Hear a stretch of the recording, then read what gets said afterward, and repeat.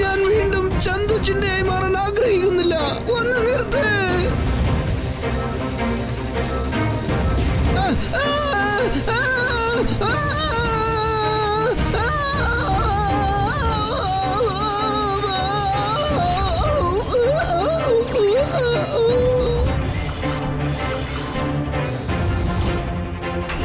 Congratulation സാറേ.